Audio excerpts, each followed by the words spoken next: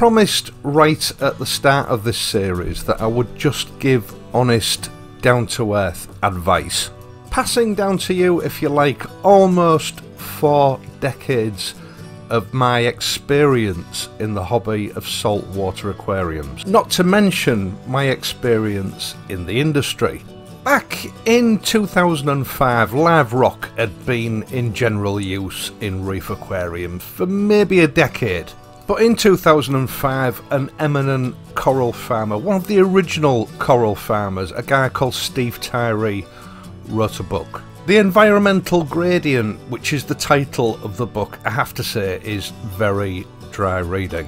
Almost 300 pages explaining how live rock works in the reef aquarium and how the properties of live rock can be exploited by scientists, aquaculture and by people such as me, reef hobbyists. The advent of live rock into the reef aquarium in the late 1990s was the game changer. It was live rock that changed a wasteful, expensive, frustrating, almost impossible hobby into something that was viable. It was basically the foundation, the cornerstone, if you like, on which all reef keeping knowledge has since been built. Because without the ability to keep the water parameters where they should be, we would never have been able to keep anything alive long enough to find out what its other requirements were. I'm not going to go into filtration in too much depth in this video, that's a subject for a whole other video. It was identified some 50, 60 years ago, maybe even longer, that 2 main types of filtration were required in a closed, captive aquarium environment. Mechanical filtration, which basically is a sieve, if you like, something that removes, that strains out particulate matter from the water. And of course, biological filtration, a filtration method that uses colonies of bacteria to break down the byproducts of the metabolic processes of the livestock in your aquarium, as well as decomposition of uneaten food, and process those harmful byproducts into other substances which are less harmful. Now, in the freshwater aquarium, this all worked very well.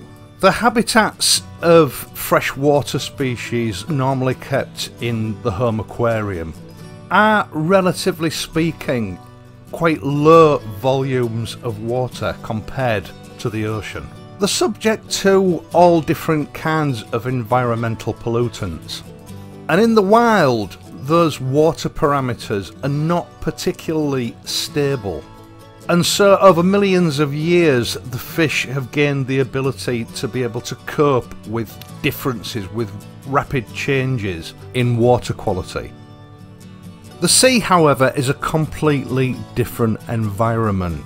Millions of cubic miles of seawater are not subject to those same fluctuations, and so organisms that live in the sea have not developed the ability to be able to cope with swings in water quality. And that's where a filtration system combining mechanical and biological filtration only let reef keepers down. Because the filter media used for colonising that useful bacteria only has a finite life. It doesn't last forever. Over time it clogs up, it becomes less effective.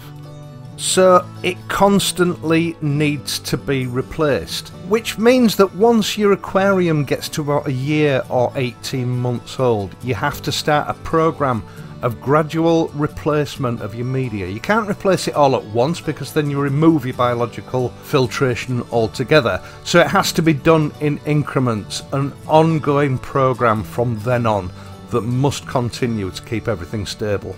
If you don't do this, a situation that's known as old tank syndrome kicks in. Water quality starts to suffer, nitrates and phosphates increase. Nuisance algae becomes a problem. Livestock in your tank starts to struggle and eventually the tank will crash. And when that happens, it's a case of having to strip the entire tank down and start again from scratch. A very costly business. Now this does happen in freshwater aquariums, but in a marine aquarium the problem is much more acute. Waste produced by the livestock in the tank is much more prolific and much heavier than that of the freshwater cousins. And the marine organisms' intolerance to swings in the water parameters mean that this problem can occur much earlier than in a freshwater system. It depends on the guy or girl looking after the aquarium. This could happen at 6 months, or you could go for a couple of years before it becomes a problem, but inevitably it will happen. And this is where live rock gives a distinct advantage, because it has a few tricks up its sleeve. Now this is a channel for beginners, so I need to explain from the beginning what live rock is. A coral reef is a dynamic and ever-changing environment. It's an outcrop of rock that actually isn't really rock. It's hundreds of years of accumulated dead coral skeletons, on top of which the current live corals live. And as those corals die off and go through their life cycles, they will become part of that rocky outcrop, and new corals will come along, and that outcrop will get bigger and bigger as time goes on. Inevitably, what happens over a period of time is that that rocky outcrop in places becomes unstable. Each year, storms at sea will break off huge chunks of that outcrop. Wave action will break it up further, and it becomes coral rubble which sits around the outside of the coral reef. A collection of smaller rocks, if you like, composed of coral skeletons. It varies depending on what species of corals those skeletons are composed from, but by and large it is quite a porous material full of holes, passageways and nooks and crannies, which will allow water to pass through it. It will also allow tiny creatures to colonise it both inside and out.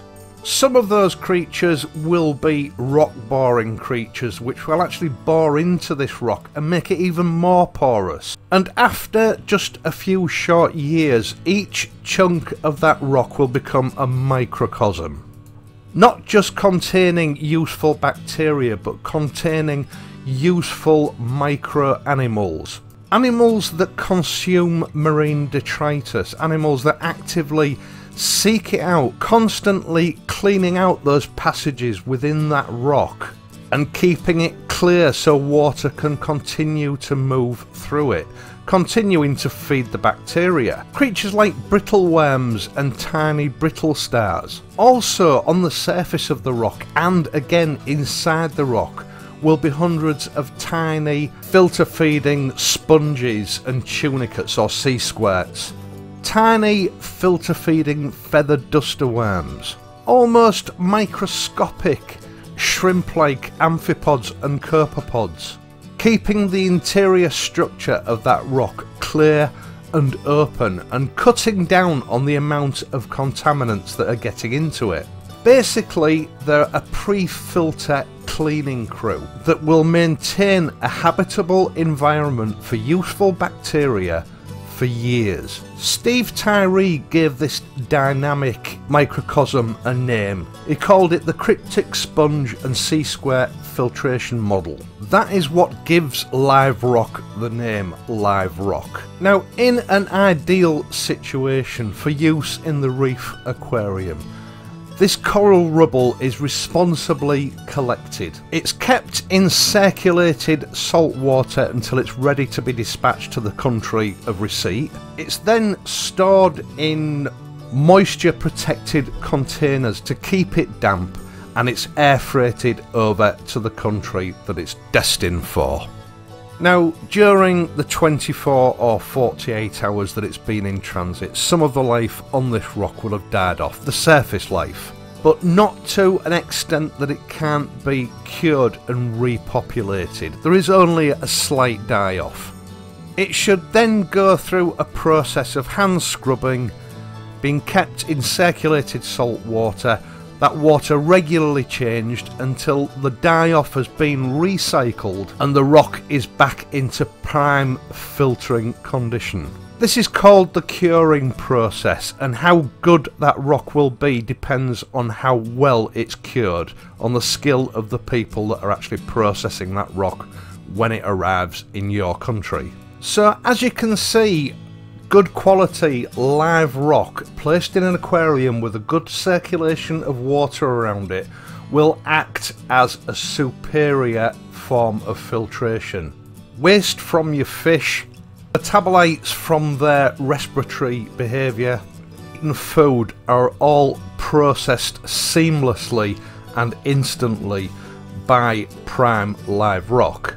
It filters on so many different levels, not just bacteriologically. Now, as you'll be aware if you've been following my last 2 or 3 videos, I've been in a position where I haven't had to buy any livestock or any live rock for about 5 years because my tank was running fine until it sprung a leak. Now this put me in a situation where I instantly had to get rid of all my live rock, all my livestock to friends and acquaintances, an action which really I regret now.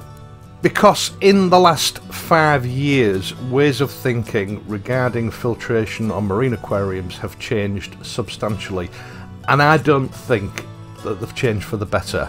Now, the 2 main countries of origin for this sort of rock have always been Fiji and Indonesia. And in both of those countries at the moment there is a ban on the export of live animals. Not just live rock or fish or corals, all live animals. This isn't an ecology based ban, this is a purely political based ban. And I know it has caused some problems in Australia because Australia relies on Indonesia for the export of live cattle stock for beef. And that's stopped as well. Now this has happened several times over the last few decades. Usually it lasts a few months and then gradually the trade returns again. So at the moment there is a shortage of decent grade live rock, especially here in the UK.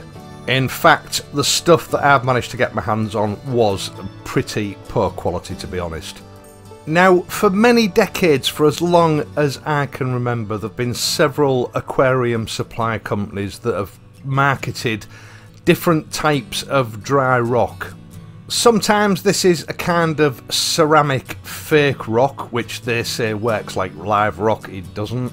Or it's live rock which has been harvested in the same way, but then it's just been left open in the sun for months on end for everything to die off. It may have been given some jet washing or rudimentary cleaning to try and get some of the dead matter off it, and then it's just sold as dead decorative rock. And of course, because it's dead and there's no life on it, they can get past the live animal export ban, which, to be quite honest, I think is criminal. They're basically murdering all this life just for the sake of money and to get past a ban.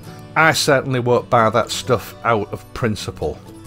In some cases they even paint it with some sort of non-toxic purple paint to make it look like live rock.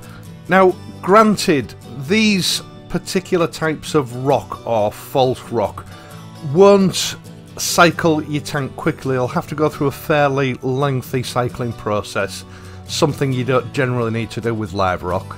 And they will eventually take on a biofilm of bacteria which will offer some biological filtration. And this to me is where the confusion and in some cases downright deception comes in for people that are just coming into this hobby. I watched a YouTube video while I was researching this video actually just a couple of days ago where 3 sort of mediocre YouTube reef keepers were all sort of getting together in a vlog and discussing the advantages of live rock over dry rock. Now these were all fairly young guys, and I would say that each of them probably have no more than 10, maybe 15 years of experience each. And these are the kind of people on YouTube that people are looking to for advice and information, and to be honest, I was appalled. As I said at the beginning of this video, Steve Tyree wrote a book on live rock that was some 300 pages long. And it was obvious that these guys between them, if asked to write a book on live rock based on their knowledge that they have now, they would have struggled to fill a page. They had absolutely no concept of what the environmental gradient is and how live rock works. They spoke purely and simply within the realms of bacterial coverage on this rock and nothing else. Not at one point did they ever discuss the use of the other microorganisms that are living within that rock and the role that they take on. And their argument, of course, was that dry rock, whether it be ceramic or dead live rock, will take on bacterial biofilm in the same way and it will become live rock. Which, of course, is impossible, because unless you can locate sufficient numbers of all those microorganisms, introduce them to your tank and then leave them there for several years, that is never going to happen. They also went on to list a host of cons as to why you should not use live rock, and it was basically just a collection of old reef keepers' tales. One guy in particular was very vocal about the probabilities of live rock causing fish diseases, and in particular he mentioned marine velvet and white spot. Now, both these diseases are caused by a marine parasite, Amyludinium, which is otherwise known as marine velvet, and Cryptocaryon irritans, otherwise known as white spot. Now, anyone who has a basic knowledge of the life cycle of these parasites will tell you that their life cycle will not withstand the curing process of live rock. So unless you buy live rock that has recently been in a tank with infected fish, there is no chance of that live rock bringing either of those two diseases into your tank. Now, the other points raised were the introduction of undesirable organisms into your aquarium. Yes, there is a risk, but it's only a slight one. And even then, it can quite often be sorted out without too much hassle. Organisms such as Manjano, Aptasia, which are both undesirable anemone type organisms, troublesome crabs and shrimps which can kill or eat fish or corals, coral eating nudibranchs are all very, very unlikely to make it through the transport and curing process. I know that from importing live rock myself and curing it myself and then selling it on through retail, the chances of you getting any one of these organisms in your tank and it causing a problem are about 1 in 100. Usually the emergence and problems from these sort of organisms, nuisance organisms, come from specimen rocks of corals that you've purchased in. Because they have corals on them, they've been kept in a good quality marine environment right since the day they were plucked off the reef. And that is prime real estate for a nuisance species to take up residence in. Even when you're buying cultivated corals that are on frag plugs, quite often you will see these plugs with numerous Aptasia species on them, because basically the housekeeping at the retail outlet itself is very poor. Things like bristleworms, to be quite honest, any seasoned reef keeper will welcome them into his aquarium. They're a useful organism to have, and so are all but 1 or 2 species of Astorina starfish. And if you do end up with an Astorina starfish which is of the coral eating variety, the chances are, again, it didn't come in on your live rock, it came in with a coral specimen that you've bought. Now, going back to this video with these 3 guys, I watched it until about halfway through and I couldn't take any more and switched it off. But the last thing that I heard one of these guys say was this. He was talking about the reluctance of seasoned, experienced reef keepers to move away from live rock and go over to dry rock. He said something about us being stuck in our ways and we're not quite ready to turn that corner yet and progress to their level. And I just burst out laughing. The method that they're now advocating with a dry, sterile rock and cultivating bacteria on it is what we were doing 30 years ago. This is not turning a corner and waking up to new methodology.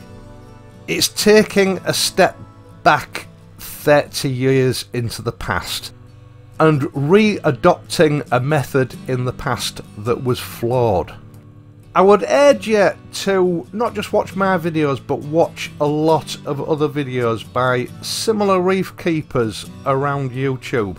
A pattern forms with most of them that have been going for 2 or 3 years. I've noticed that every few months, or maybe up to a year, they keep stripping the tanks down and upgrading to a new tank. So although they're advocating that this is the way forward, this is the future of reef keeping, none of their creations seem to stand the test of time. Now, another reason put forward for using dry rock is that it's substantially cheaper than live rock.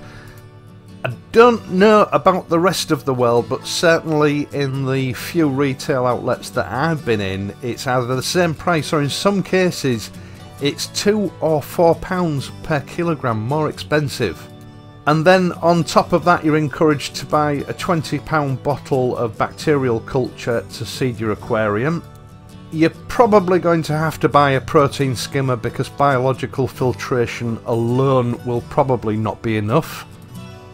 I'm just not seeing any major advantages. Now, on speaking to a few retailers over this dead rock, ecology, preserving the reefs is something that's been thrown at me as a reason for buying dead rock rather than live rock. In the case of this rock which has been taken off a reef, murdered and then dried out and sold as dry rock, I don't really see how that argument holds up.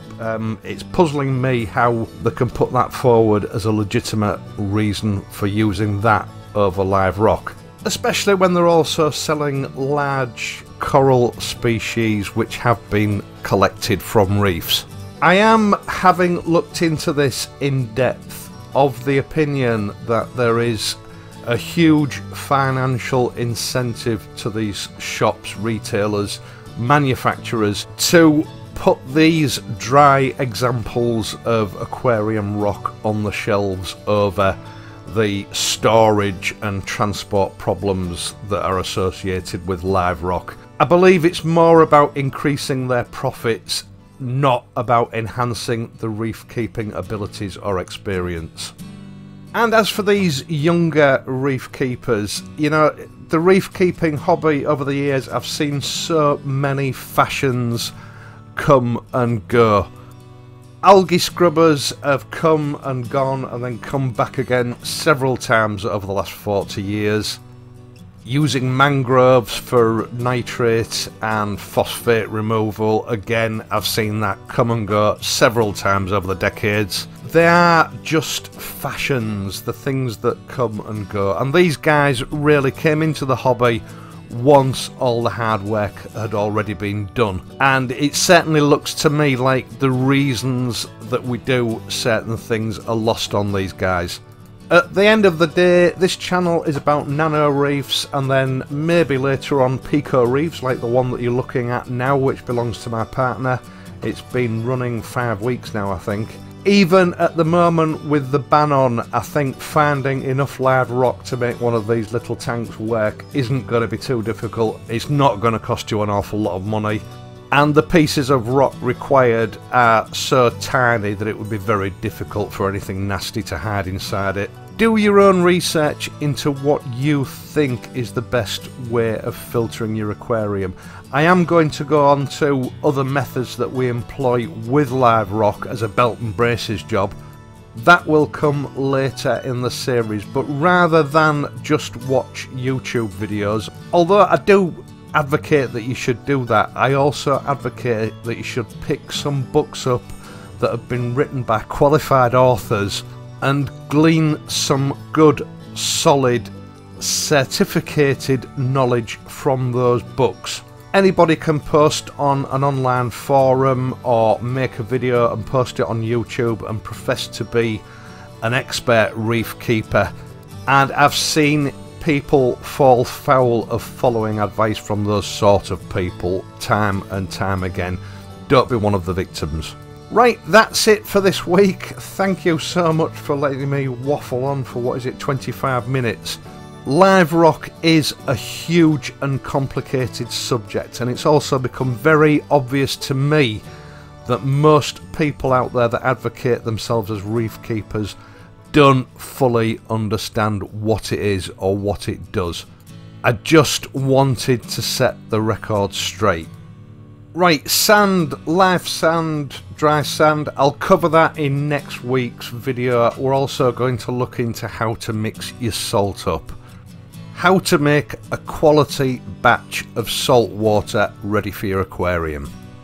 I hope you've enjoyed this video, or at least found it useful. If you have, please leave a like, please subscribe to the channel, and if you do subscribe, please hit the notification button so that you can be made aware of any new uploads. I'll be back next week. Take care until then.